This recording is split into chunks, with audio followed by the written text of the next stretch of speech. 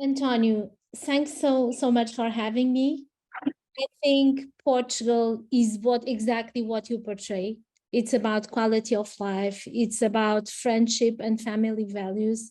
And what we observe here in the office is happier and healthier clients, expats moving to Portugal. So I think this is, and people also come because of safety, because strangely enough for the Portuguese because of democracy, of tolerance. And so we have lots of Americans coming because they feel this is a better country to raise their children, because this is a country that accepts better their ideas. And strangely enough, this is a very common reason why people are moving here. I must tell a story. When I started my office 7 years ago, I talked with Portuguese lawyers based in the US that were also US lawyers, and I tried to convince, let's bring investors to Portugal, let's bring people to Portugal, retirees, because of the NHR that we have over 10 years. And they said, you're a crazy woman. They have no clue where Portugal is. They think you're a part of Spain. They think we are Latinas. They would never, what a crazy idea. You will never succeed in that. The thing is, 7 years passed, and naturally we have lots of Americans, and I didn't have to promote Portugal. I didn't have to make great connections. We just did a very good work for some American clients, and once brought the others. So in these last 6 months, we talked with 400 American families that wanted to move to Portugal and give a better life to their children. So even the things that we Portuguese complain daily, the national healthcare system that has lots of problems, but we rank 12th as a poor country, whereas the America, US, ranks 20th. We have an American client that she reduced first, she has diabetes type 1, and just coming to Portugal and leading a less stressed life, eating a healthier, non-genetic modified food, she immediately dropped the insulin intake in half, which is significant. And also, once she's legally here, she can be inserted in the national healthcare system, and the national healthcare system covers fully all the medicines and all the treatments related to her diabetes type 1 situation. And this is major. This is the thing that we Portuguese still complain a lot, and should be developed. And it's true that the government is investing less and less money in healthcare, but this is a major benefit. We had another client that had a severe kidney problem, and the dialysis will still be paid by the Portuguese government from the moment that he's legally here. So these are major benefits that it's also important to take advantage of. Another important issue is education. And this is something that with the visas, with the golden visa, with the D7, with the digital nomad visa, you can benefit from the Portuguese educational system. And that will, although we Portuguese complain a lot, and there are lots of developments to be made. For instance, my son and Maria's colleague son studied in a university that ranks very well in the international ranking, and we paid for the university yearly 700 euros. There are no student loans in Portugal. And this, I think, for everybody is a major benefit, and it's a basic feature of democracy, because although it's not perfect, there's lots of things to be done, but educational, it's a little bit, at least in university, in terms of university, is a little bit more democratic than in the States, at least as the situation is right now. Letting these things that these are and things for Antonio to talk, but I do think that also the Portuguese, perhaps we are one of the nations in Europe where it's good to raise a family, and we like children and we accept children in restaurants. So I think, and lots of clients mention that. And in some other countries in Europe that I took my children, for instance, in the I won't mention the country, I think it would not be appropriate, but I talked to an elderly lady in, perhaps in your country, definitely you treat better a dog than a children. It's better accepted to have a dog in a restaurant than a children. But this is definitely a family oriented country, and it's a democratic country, very tolerant, where different ideas, although very Catholic and conservative in some aspects, different ideas, different models, gay couples, different people are accepted. And this is why we rank every year as one of the best countries, most welcoming countries for expats, and also one of the best countries in terms of quality of living, and also best destination for digital nomad visas and retirees. And now I will talk about the teams that Antonio asked me to come here to talk. I won't share screen. I will do it the old way. I make a disclaimer, perhaps I won't cover all the aspects, but please come back to me, send an email if you have additional doubts. And of course, in the end, I will be open to Q&A. So acquiring a property in Portugal is a very safe and a straightforward process. Typically, in the beginning, there is very often a reservation, and you pay something like 5,000 to 10,000 euros, and this is a gentleman's agreement. And during very often, the money, the amount that you pay as reservation is refundable. And at this time, your lawyer, the property that you choose with a good realtor like Antonio, will be taken out of the market, and then you can go to your lawyer and ask your lawyer to do a basic legal due diligence to check the documentation, everything is all right with this property. And it's important to mention that everything, the land registry is online. And with a simple code, you can access and know who is the owner of the property, who are the previous owners, if there's any litigation in respect to this property, if there are mortgages, if there are encumbrances. So you will have the ID of a property in the whole Portugal with a simple code. And this grants lots of safety in the business and makes it very safe. So in Portugal, it's not needed to have something like the title insurance, because you will know with this code and with the access to the land registry exactly what is the situation of the property. After the reservation, and although it's not mandatory, typically it's almost the rule, always the rule. There in some exceptional cases might not be so, but normally we do a promissory contract where you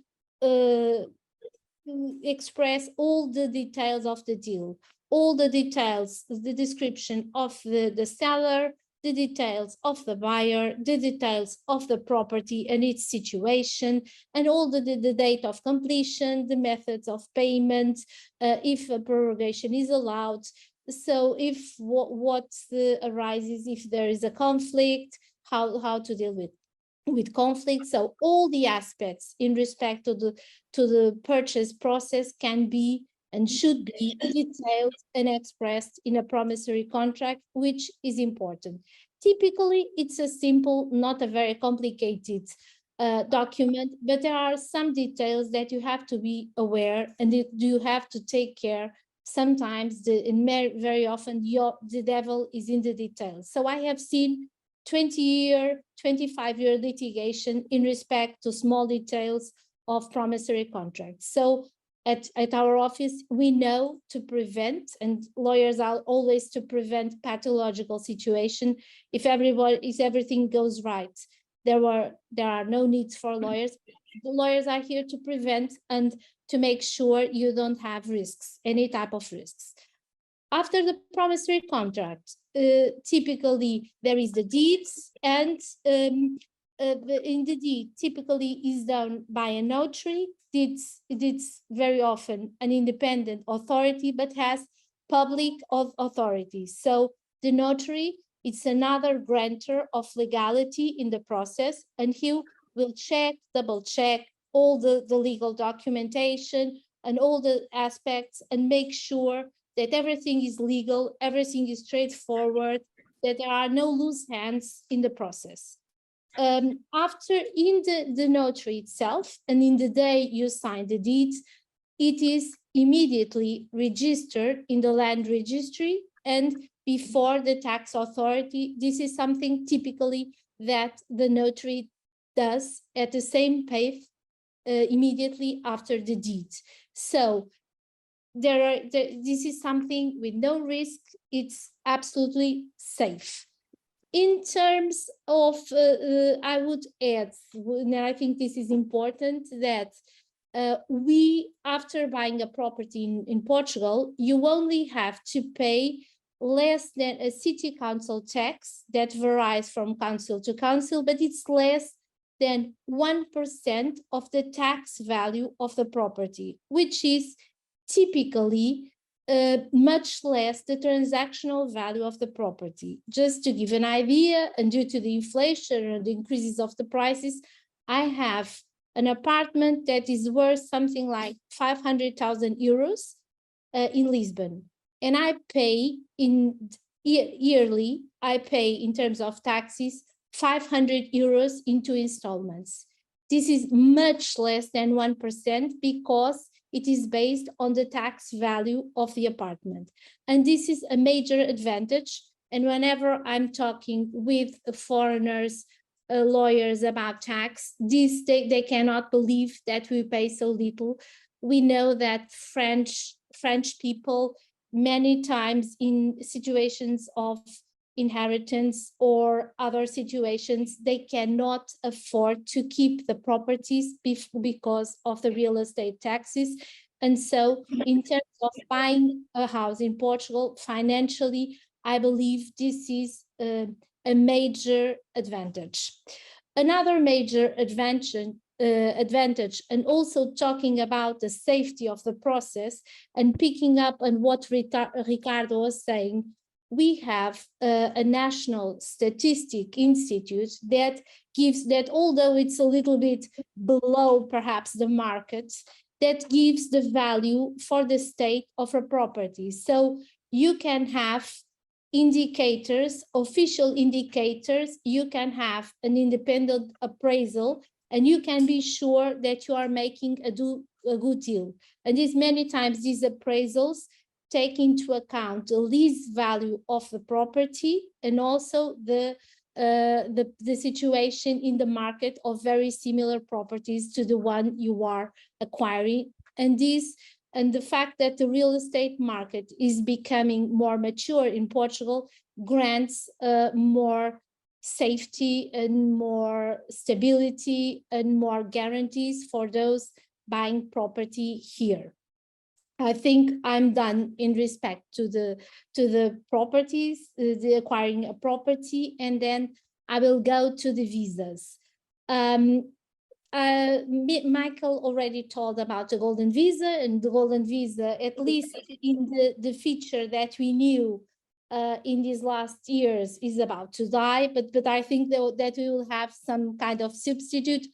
Probably, for sure, real estate investment will be out of the possibility, but there will be other investments that will still be allowed in the future visas that we will have, similar to the golden visa. The golden visa, the major advantage of the golden visa is that you do not need to reside in Portugal, which is the situation of all the other visas. So you can acquire the possibility to reside in Portugal. One investment, it's possible for your children if they are dependent, or even your parents and even your parents-in-law. So 8 people in a in a hypothesis situation, 8 people could come under one investment, and you could bring all people to reside in Portugal, and you only would have to be in Portugal 14 days within a 2-year period. So you would not be obliged to reside in Portugal, although you would have the full possibility to live in Portugal if you want and for how long you want. You will also would have the possibility to travel freely within the Schengen space. If you reside in Portugal, you could benefit from the national healthcare system, the school system, and if you reside in Portugal and meet other criteria, you could access, after 5 years of living here, of the Portuguese citizenship and hold one of the best passports in the world. Once you have a Portuguese passport, you could choose to live in any European country and live, work, or study in any European country, which is a major advantage. So, but now the golden visa is ending, so we have another hypothesis very used from the Americans, which is the D7. This D7 is a great option for all those that can reside in Portugal, because other than the golden visa, all the other visas are residential visas. The D7 has very low requirements. So in terms of financial requirements, you only have to earn on average on passive income 760 euros, which is the Portuguese minimum wage per month, plus 50% for a spouse if you bring your spouse under your visa, and 30% for each child. But a couple, they could have 2 independent visas if they meet the criteria. So this would be the financial requirements of the D7. The D7 is a visa for those who have passive income. And passive income is income that you don't have to work for, such as typically a pension, interests, royalties, rentals. So this would be an income that you don't have to work for. And the financial requirements, I will recap, it's 760 euros per month, plus 50% if you bring your spouse under your visa, and plus 30% for each child, but the financial requirements are very low. Other than the financial requirements, nowadays, it's also important to show proof of accommodation. So it would be many times, to be on the safe ground, you would need a 1-year lease prior to initiating the process in your country of citizenship or legal residency. And as a third element, you have to bring your criminal record and show that you're not a criminal to the Portuguese authorities, which us. But even we have several cases in the US that of people that 25 years ago had done some minor criminal things, but in the US, in Portugal, it is erased after some time. But in the US, everything stays there. But that is not an obstacle to get a D7, and those things that were errors from the youth, and this could be explained, and these people could get a D7 visa. So doing a recap, you have to prove financial means these 760 euros on passive income that you don't have to work for, proof of accommodation, 1-year lease, and also your FBI criminal record. Other than that, there are Portugal has lots of advantages. Bureaucracy is not one of them. So there are lots of little details in terms of notarization and other details and the formalities that are important to make sure you have a successful application. So this is the D7. Recently, in the end of 2022, we created a digital nomad visa, following other countries in the world. And this digital nomad visa is for those who have active income. not only digital nomads, not only people in tech, but everybody that is working remotely in Portugal and being paid by a foreign entity can use this digital nomad visa. So you just have to prove that financially you earn on average something like 4 Portuguese minimum wages, which at this moment is 340 euros, plus 50% for the spouse, plus 30% for each child.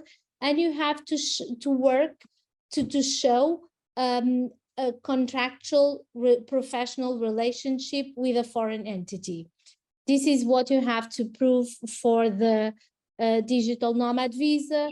Just a recap, and this is important, that initially the digital nomads would come under D7 visa, although the D7 was created for those with passive income.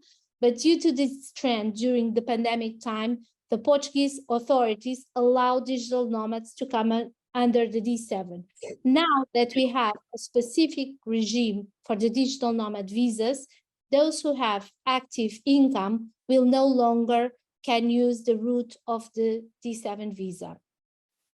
What I think it is important, because money is always a big topic, is to talk about the NHR, the NHR regime. So Portugal created more than 10 years ago a non-habitual tax regime.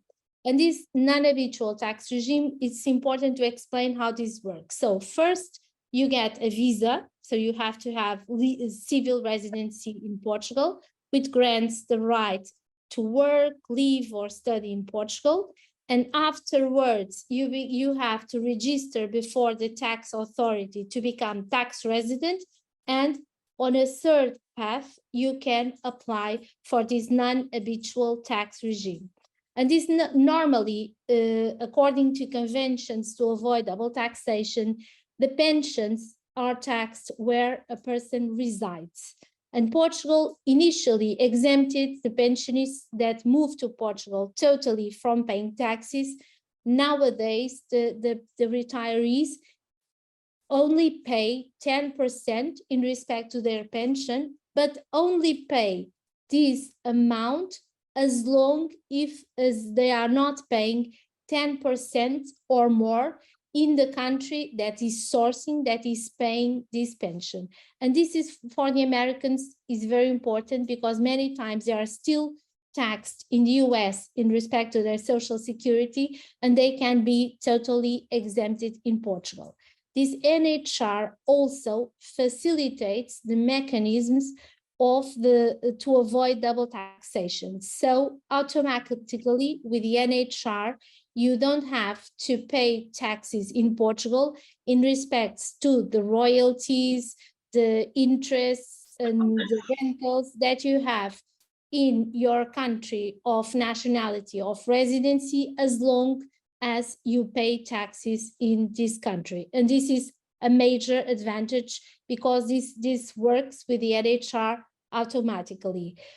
Other than that, the Americans and other nationals, Portugal has conventions to avoid double taxation with almost all the countries in the world. So people can be certain that they will not be double taxed, because there are several mechanisms to avoid double taxation. So this will not be a problem. And what we have heard from all our clients, especially Americans, is that they are sparing a lot of money when moving to Portugal, sparing a lot of money. When they go to a hospital, they cannot believe what they pay. They ask twice or three times to make sure that the bill is correct. As a last aspect, I think it's important to clarify some misconceptions that we have about the NHR. With the NHR, it's not automatic. You have to apply for. There's a timeline to do it. You still have to present tax returns in Portugal, and you might be, in some cases, still have to pay taxes in Portugal if you have income that generates somehow taxes. What I would add is what Michael already mentioned, but it's a major advantage of ours. In Portugal, there are no inheritance tax for direct heirs and spouses. There is no wealth tax. And typically, a person will be treated like a Portuguese when it has its legal visa and will entitled to work, develop any type of activity, own a firm, buy property with no limitation, and will be treated as a Portuguese except for very exceptional situations. And as I normally ended it, because for me as a lawyer and as a jurist, this is important. It's important to say that we are one of the safest countries in the world, but on the flip side, we are one of the first countries that abolished death penalty. We are extremely about family, Catholic, conservative, but we were one of the first countries to accept gay couples and to accept different ideas from different people. And this is a major reason for many people to come here, especially Americans. I think I have it all. Thank you. But let me tell you if there are any questions. Sandra, thank you so much. We can't tell you how much that information is so helpful to us. It sounds like you're going to have a lot of clients coming from the United States over there because you make it sound so welcoming. And for our people here, Matt's got a bunch of pamphlets over there. There's Sandra's. About the visas as well. So how about any questions for Sandra? Yes. Anne? And I've got one. I was reading about the visas, and one of the opportunities to become a member or to get a visa was participating in the arts and sciences and in rehabilitation projects. I thought that was quite interesting that they're giving back to the community. Is that, do a lot of people use that? Do they partake that as one of the options for getting a visa?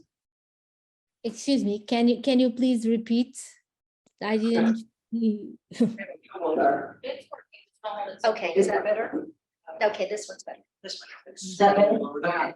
Yes, and I was reading about the visas, and it says you must fit at least one of the following categories. And one of the categories was to acquire participating in giving to the arts and the culture and heritage, or participating in helping in rehabilitation of older buildings, depending on the price point. Do people designate what they're going to do with those funds to be able to get their visa? Is that something that's used often? I think that what we're talking about is about the golden visa investment. In some cases, it is possible to get a lower golden visa investment if you rehabilitate an older place more than 30 years old. I think, is that it what you're talking about? Yeah. Yes. And what was the concrete question? The other one is about giving back to the arts and sciences. Yes. As one of the requirements. So you're giving back to the about the arts and societies. This is a type of golden visa that it's almost charity, and up to now almost nobody use it. I think that perhaps in the future there will be very interesting funds about that, but until now nobody really explored this possibility. But the way it was created by the state and the way it is referenced, it's as you give that money as a charity, and up to now, as according to my research, I didn't know anyone that got into that possibility, that used that possibility. But that may be in the future a big possibility for Portugal. If you promote it rightly, Antonio, you have an idea. There you go. Go ahead. Hi, my name is Anne Schneider, and I have a question. I'm repeating myself, so I'm doing citizenship, and thank you for welcoming Americans. Anne, I don't think she can hear you. Oh, thank you for welcoming Americans to Portugal, especially having the access to the circle system. So now I'm gathering, or I'm curious to know, you were talking about the different visa options.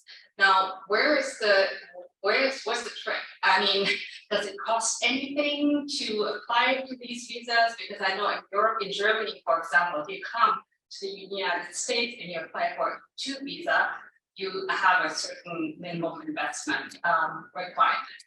So is this like a free visa situation or what is? So I will explain. There are 2 options. In respect to the D7 visa and the digital nomad visa, there is no requirement, no investment, 0 investment. So you just have to prove that you on the D7 that you have an average passive income of 760 euros per month, which is very low. In terms of the golden visa, you do have to make an investment. The standard investment is 500,000 euros. The minimum investment is 280,000 euros. But on the flip side, you can have the possibility of living in Portugal and travel freely in Europe if you want, but you don't have to live here. You can stay, the minimum stay requirements are 14 days within a period of 2 years. So we have these 2 fantastic options of visas that don't require investment, but you have to be in the conditions to move to Portugal and to meet the requirements for these visas. If you cannot live in Portugal, this is the last chance because the government announced that the golden visa will end. So we are every day waiting from the government to give the final cut and say no more applications. But until now, until the law is changed, applications are allowed. But this is the last chance you have to go for the golden visa if this is something that you want, because it has major advantage for a person that doesn't want to leave the US and has to have the freedom and the possibility to live in the US or another country and in Portugal. This is the very last chance, these last days to apply for a golden visa investment. Thank you, Sandra. Thank you. I have a question. One more. Hello, Sandra. My question is, when you purchase property in Portugal, do you actually also purchase the land or is it just the building? And my second question is, I forgot it. That was one question. Oh, what is the average rent of, let's say, a 2-bedroom, 2-bath unit in Lisbon? Yes, this is a very tricky and complicated question. If in respect to land, you can buy land or not buy land. You can buy an apartment and you are not buying land, although you will be co-owner of part of the common spaces of the building. But you can also buy property with land. This is something that you can perfectly do. In Lisbon, we recently got a 2-bedroom apartment. It's not in the prime areas for 1,200 euros, but the prices are getting higher and higher. So it would depend on the features of the apartment and on the location. Location is everything, and location and the type of buildings changes everything. So it's if you gave me the locations, the concrete features, I could give you some notions of prices. Like that, it's difficult. But we got for a teacher that was going into an international school recently. It was in something like Carnaxil. It was not prime central Lisbon, but we got a nice apartment for 1,200 euros with 2 bedrooms, and she was super happy because in the US she could not afford such an apartment. Okay, thank you so much. I am having trouble with our mics here. Go ahead. That better there. Thank you so much, Sandra. Thank you for participating. It's just been fabulous. And I know we will be, as I mentioned, we'll be giving your contact information out. Yes. And any other questions that people may have, we'll make sure that we get those to you at a later date too. But thank you so much. And now